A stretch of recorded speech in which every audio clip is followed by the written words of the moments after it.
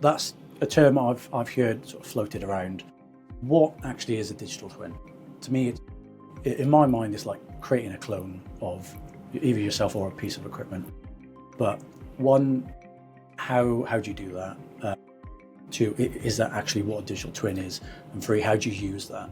Yeah, so it is. It could be, again, like you say, yourself or an equipment or a system, a process. And I think the digital twin aspect of it comes from, I think it's a new phrase for something that's been going on for a while. It's, so, we don't design equipment here. If you were designing a CAD model, and if it was all perfect, you'd say that is a digital twin. But what you need to do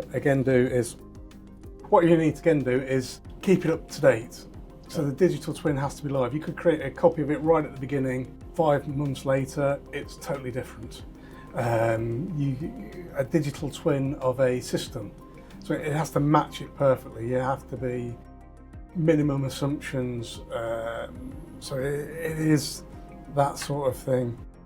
It's a real-time replica of a physical analysis that allows analysis, testing, and optimization. Okay. So you can play around with it. You can see, if we did this, what would happen? It's probably a little bit more than CAD. I'm no CAD expert.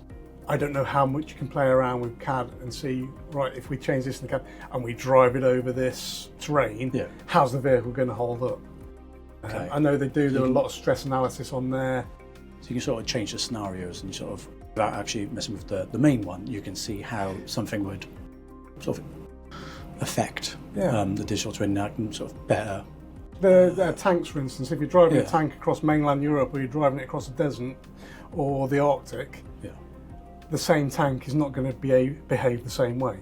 So if you've got a digital twin with enough information, enough data, and enough on those environments, you could put it through those and go, right, in these different environments, these are where we're going to have the different problems. That'll influence your decisions then on sort of later down the line. And Yeah, and it's the same for the support solutions. If we operate these aircraft in this environment, what alterations might we need to make to the support solution? Are we going to need more maintainers, more fuel, more spare part? Okay, so again, I was just beating off the track a little bit. I just heard the term used a couple of times, and I just never actually had it explained or sort of what it actually is. But it is a clone, a copy of something real that you can play and poke around with and see how does it react. Okay. Another thing about it is, again, it takes a lot less time to build a digital twin rather than a real thing. Yeah. Back when I worked at Jaguar Land Rover, they still build clay copies of the cars before they go into production. Okay. To do wind test analysis and all that. Yeah. Again, if you did a digital copy, that would be a lot quicker and a lot easier and a lot quicker to change. And I feel that the clay sort of model, that's sort of something they would do back in the olden times. That's not something I imagine they would do now. I thought it would all be digitised, and it turns out that's the digital engineering and the digital twinning. But have you got people who, did they do that because they didn't trust the data from a digital twin, or you always get skeptics that go, oh, I'm not going to trust that because how will that digital twin or that software know what will happen to an actual physical? Yeah.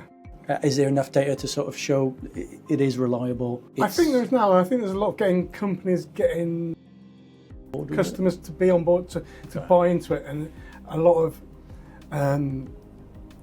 it's overcoming that. Well, we've always done this, and it's like it's a big thing to go.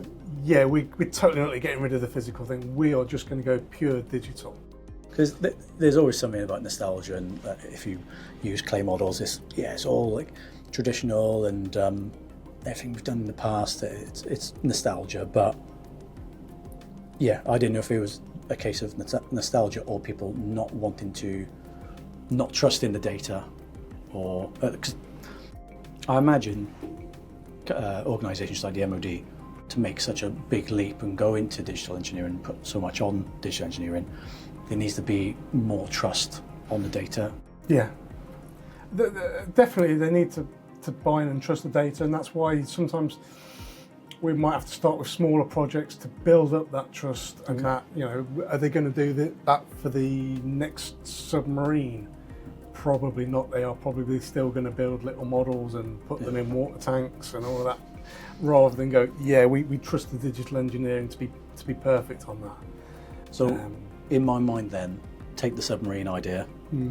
Would it be quicker and faster, same thing? Would it be quicker and cheaper and have less people involved if you did it all in digital engineering, digital twinning, and all that goes with that, or creating the models and testing it in water tanks?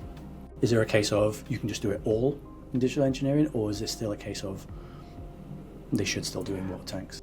That was a clip from the Briefing Room podcast. If you want to watch and listen to the full podcast episode, it's right there in a little box.